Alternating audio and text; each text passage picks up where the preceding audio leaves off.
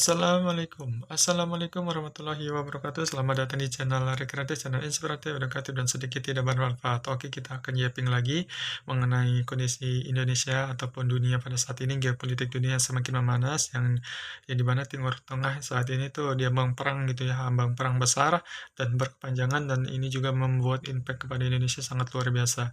Dan kita terakhir melihat bahwa kapal Abraham Lincoln yang menjadi kebanggaan Amerika Serikat dan dijuluki kapal yang super canggih dan luar biasa, itu hancur gitu ya, terbakar gitu bombardir oleh Iran. Harganya itu sekitar 200 triliun kalau tidak salah. Akan tetapi MBG kita selama setahun 300 triliun lebih, teman-teman. 360 atau 70 triliun itu selama setahun. Harga MBG kita itu jauh lebih tinggi dibandingkan harga Abraham Lincoln itu.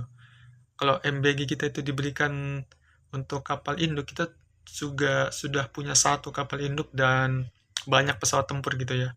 Kalau 200T mungkin masih ada 100T lebih ya. Itu bisa diberikan pesawat tempur dan rudal. Sudah komplit itu teman-teman. Akan tapi ya pemerintah kita hanya sia-sia membuang anggaran-anggaran Indonesia, anggaran APBN ini untuk program MBG ini. Dan AS pada perang saat ini tuh sudah ketar-ketir, sudah rugi banyak gitu ya, puluhan triliun, 30 triliun lebih. Akan tapi Indonesia rugi 300 triliun lebih dalam setahun, aman aja, selalu aja. Memang beda kelas kita memang ini sama Amerika gitu kan. Yang dimana anggaran kita dibuang-buang itu selalu aja, santai gitu kan. Nah, menyikapi hal tersebut, ya tentunya kita banyak pro kontra gitu ya kepada program-program MBG ini. Di mana program ini tuh yang dicanangkan oleh Prabowo itu ya sebetulnya sih bagus.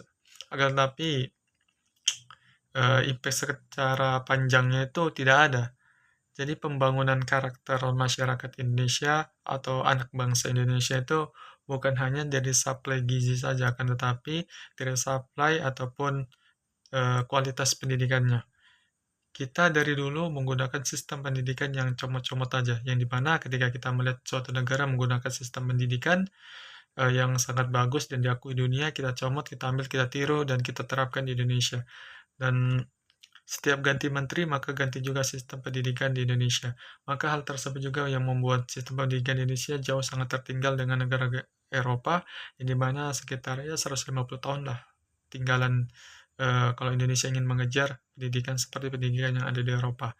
Dan hal tersebut juga yang menjadi pembahasan saat ini, bagaimana caranya untuk meningkatkan sumber daya manusia Indonesia. Tapi kalau pemerintahnya pengen ya ingin berkuasa terus, ya pasti dibodohin itu.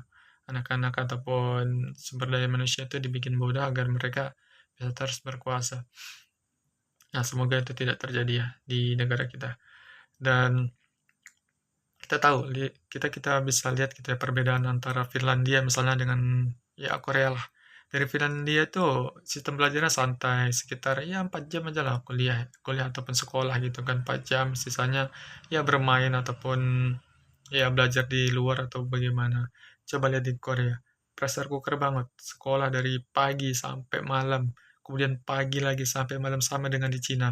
Itu berangkat pagi, sore pulang, nanti malam ada kelas malam lagi itu. Kelas malam itu biasanya di perpustakaan itu dikasih komputer ataupun buku, disuruh baca ataupun disuruh pelajari gitu ya, mau belajar apa terserah. Sedangkan di Finland tadi itu berbanding terbalik, mereka hanya belajar tuh sekitar 4 jam atau sampai 6 jam gitu.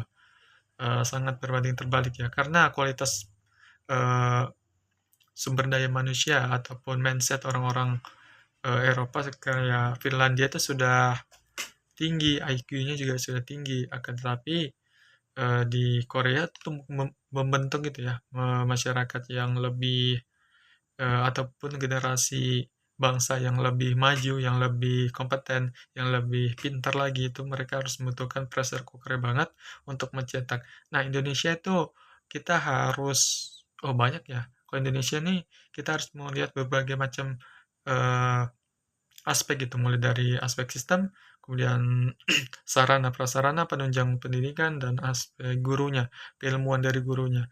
Nah, hal tersebut itu menjadi ya menjadi apa namanya pengaruh gitu ya, bagaimana sistem pendidikan di Indonesia itu bisa berjalan dengan baik. Kita tidak bisa mencomot-comot gitu ya dari sistem yang ada di luar negeri kita terapkan, akan tapi kita harus bisa menyesuaikan dengan karakteristik Indonesia, karakteristik dari orang-orang Indonesia, budaya ataupun culture gitu ya, dari kondisi iklim ataupun kondisi geografi Indonesia, kita tidak bisa mencomot-comot.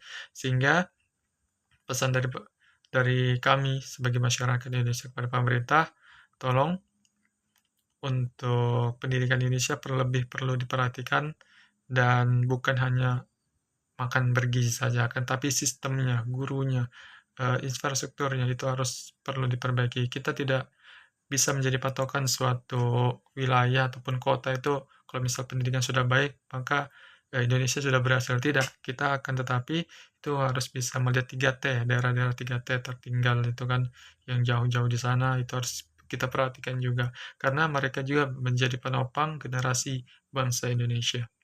Semangat.